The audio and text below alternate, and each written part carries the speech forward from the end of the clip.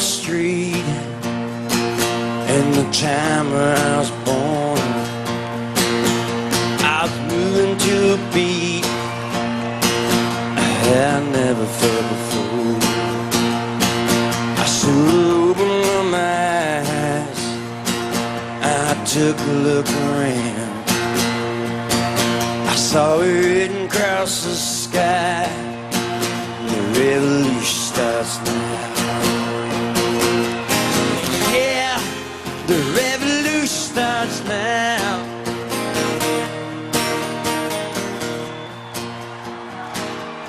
Thank you. Thank you, Iowa.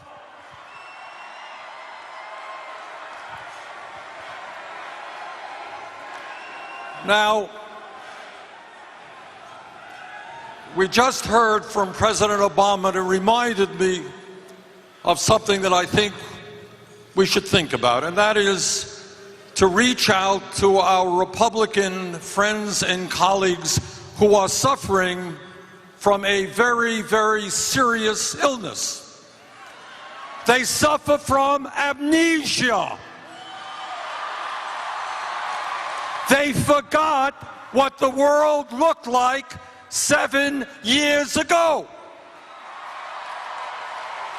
They forgot that 800,000 people a month were losing their jobs. They forgot that the world's financial system was on the verge of collapse. And they just forgot that we ran up the largest deficit in the history of the United States in the last year of George Bush.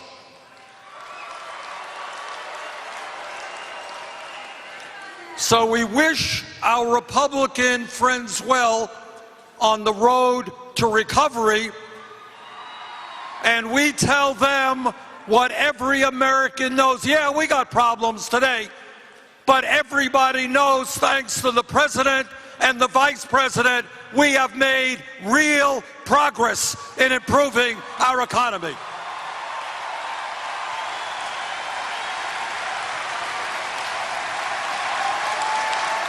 And we have done that despite unprecedented obstructionism from right-wing Republicans.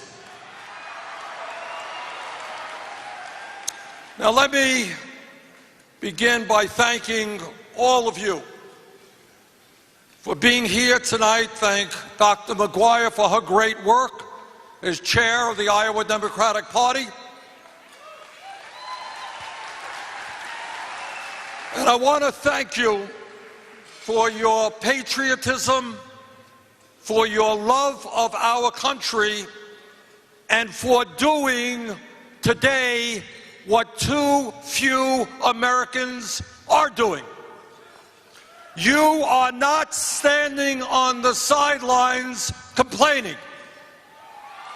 You are not turning your backs on the political process.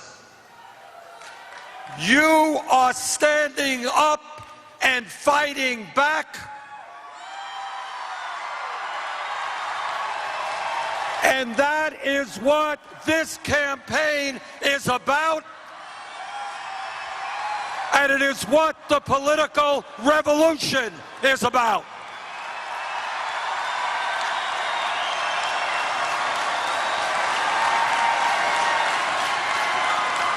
When you see the middle class of this country disappearing, and when you see people you know working 2 or 3 jobs, trying to cobble together some income and some health care, you don't just shrug your shoulders and say that's the way it is.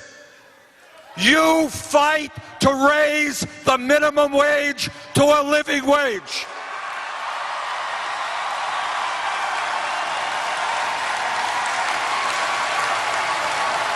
$15 an hour.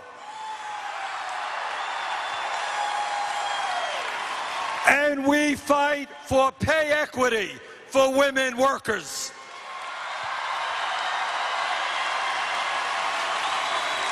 When millions of Americans today do not have jobs, you fight for a massive federal jobs program to rebuild our crumbling infrastructure and to put millions of our people back to work. You fight for an economy that works for all Americans and not just the wealthiest people in this country.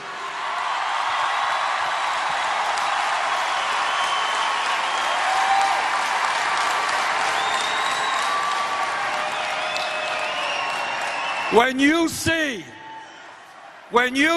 that the United States has more income and wealth inequality than any other major country on earth, and when you see that almost all of the new income being generated today is going to the top 1%, you know, and the American people know that that is not moral, not sustainable, and you demand that the wealthiest people in this country and the largest corporations start paying their fair share of taxes.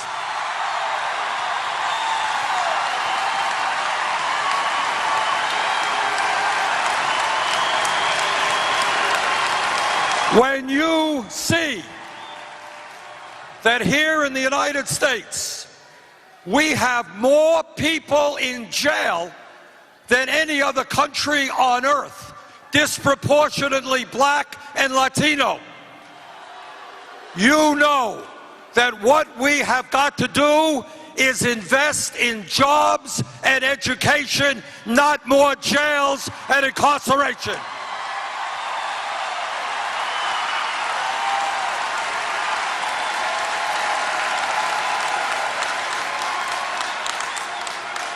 When you saw the United States Supreme Court in one of the worst decisions in the history of our country pass the Citizens United case, which allows the wealthiest people in this country to essentially buy elections and buy candidates, you demanded a constitutional amendment to overturn Citizens United. And I promise you that no nominee of mine to the Supreme Court will be voting to support Citizens United. They will be voting to overturn Citizens United.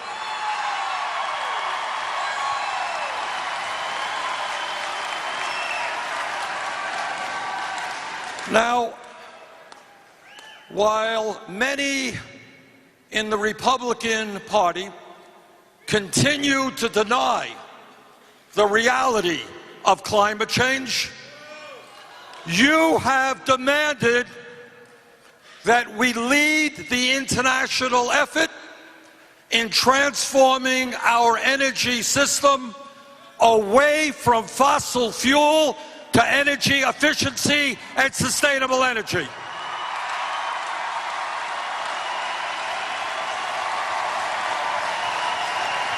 And you understand the moral imperative that we leave this planet in a way that is healthy and habitable for our children and our grandchildren.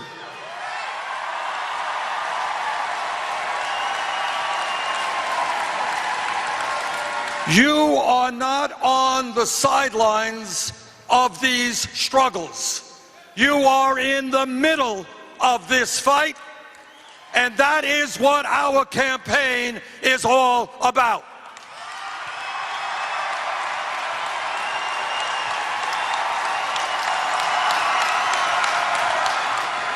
Six months ago, when I began my campaign, for President of the United States of America. And when we announced that we were going to take on the political and economic establishment of this country, very few people knew who I was. That's the fact. I may have a big ego, but that's the fact. We were at about 3% in the polls. We had no money. We had no political organization. Well, in the last 6 months, things have changed.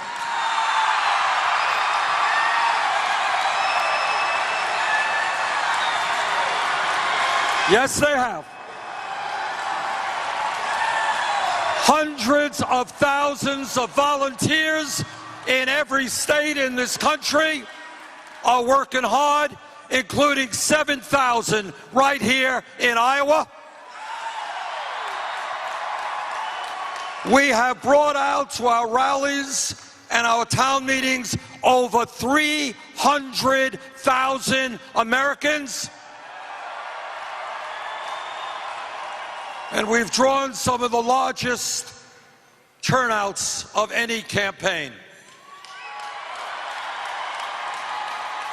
And today I can tell you, and I'm very proud of this, that we have raised more individual contributions than any candidate in the history of our country at this point in a campaign.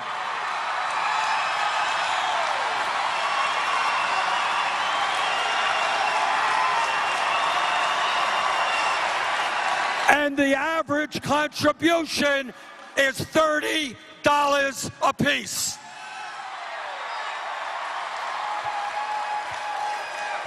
Now, the pundits, the great political experts, they've said that in this day and age, you cannot win a campaign unless you have a super PAC, unless you go to the millionaires and the billionaires and you beg for money. Well, I'm the only Democratic candidate for president who does not have a super PAC.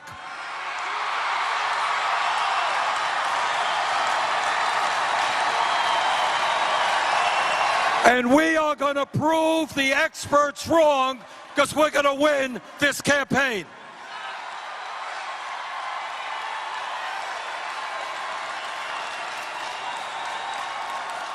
And by the way, just to remember, about 8 years ago, all of the political experts talked about how another Democratic candidate for president just couldn't win. He was unelectable. You remember that guy? What's his name? Oh, it's President Obama.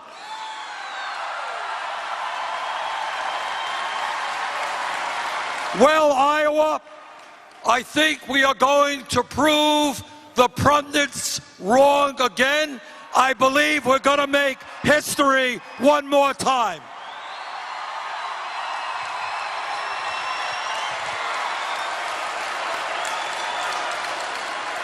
Now, I know that my political life is not as well known as some other candidates. So let me just take a brief moment in the remaining time that I have to talk to you about some of the difficult choices, decisions that I have had to make, some of the forks in the road that I have encountered in my career as mayor of Burlington, Vermont, as a U.S. congressman, and as a United States senator. When I was elected mayor of the largest city in my state by 10 votes, I think it's fair to say that it was a shock to the establishment. Nobody thought we could win that election, and I was opposed by the entire political establishment. That's the way it was. I faced a fork in the road. Either capitulate to the special interest in my city and the political establishment, or we stand up and fight back, and that is what we did.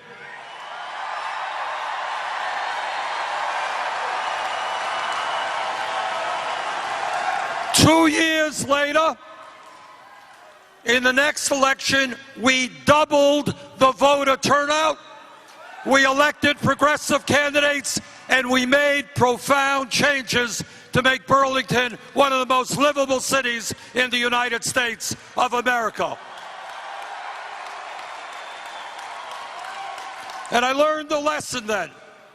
And the lesson is, if you stand with the people, if you're prepared to take on big money interests, you know what? Ordinary people will get involved in the political process. They will come out and vote.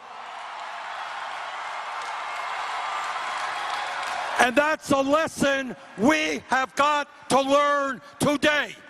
Republicans win when voter turnout is low. We win when people come out and voter turnout is high.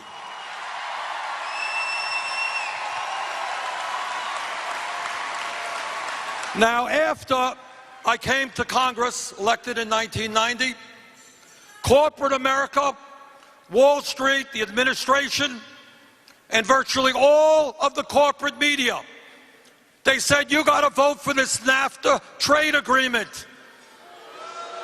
It's wonderful. It's great. I didn't believe their arguments. I voted against NAFTA. I voted against CAFTA. I voted against PNTR with China. And history has proven those of us who oppose those agreements were right.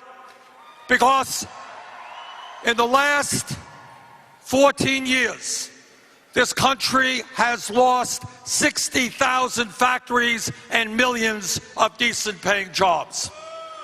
And let me be clear about the current trade deal that we are debating in Congress, the Trans-Pacific Partnership. That agreement is not now, nor has it ever been, the gold standard of trade agreements. I did not support it yesterday. I do not support it today, and I will not support it tomorrow.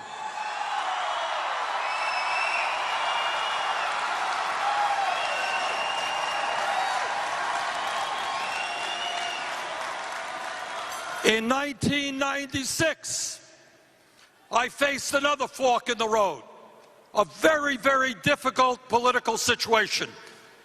It was called the Defense of Marriage Act, DOMA, brought forth by a Republican-led Congress, and its purpose was clear: to discriminate against gays and lesbians into the law.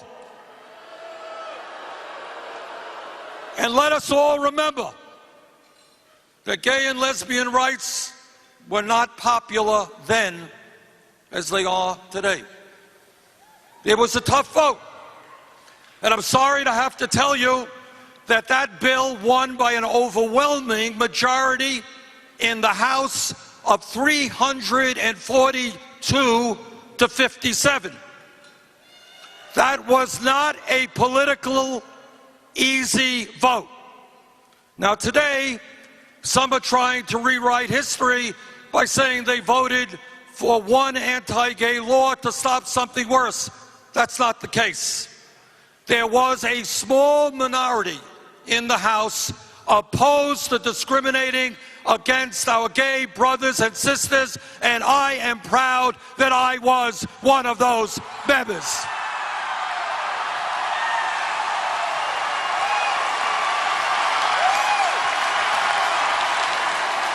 Climate change is real. Climate change is caused by human activity. And climate change is already causing devastating damage in America and all over the world. It is a very sad moment in American history when almost all Republicans running for president reject science and the need for bold action to combat climate change. Sadly, these Republicans prefer to take super PAC contributions from the Koch brothers and the fossil fuel industry rather than to protect the planet for our kids and our grandchildren. And if you agree with me about the urgent need to address climate change, then you know immediately what to do about the Keystone Pipeline. This was not a complicated issue.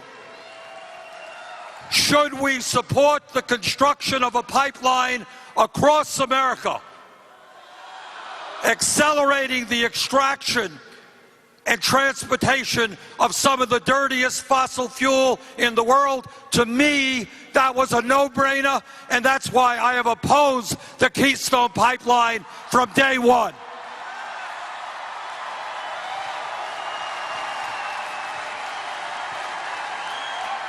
And let me now take you back to a very eventful year and a decision in the modern history of our country. The year is 2002.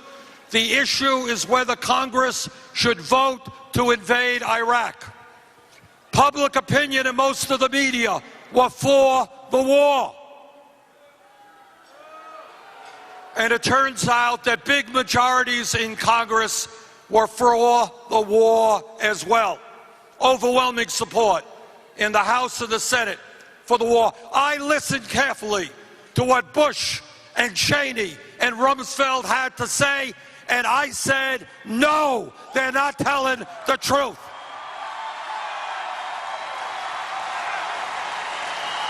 And I was right.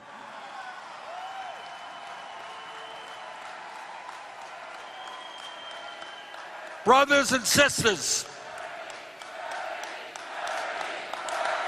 it gives me no joy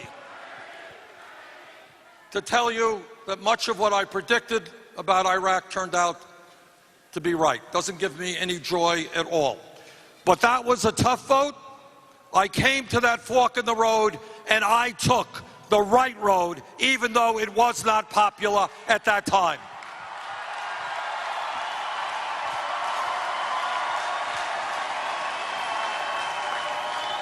Throughout my career in Congress, I have voted time and time again to rein in Wall Street. If a bank is too big to fail, it's too big to exist. We need to reestablish and bring back Glass-Steagall legislation. And we need to break up these huge banks.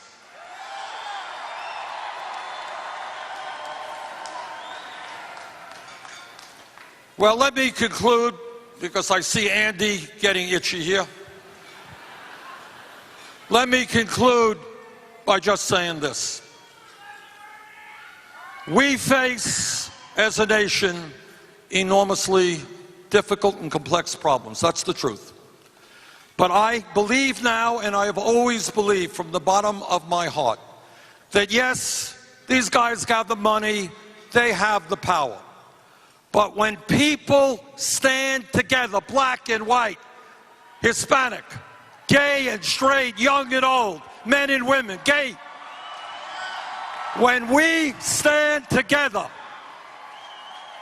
there is nothing that we cannot accomplish. And I pledge to you that every day I will fight for the public interest, not the corporate interest. I will not abandon any segment of American society, whether you're gay or black or Latino, poor or working class, just because it is politically expedient at a given time.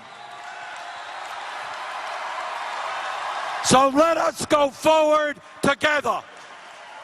And let us tell the Republicans that their reactionary agenda may work for the billionaires, but not for ordinary Americans, and we are going to defeat them. Thank you all very much.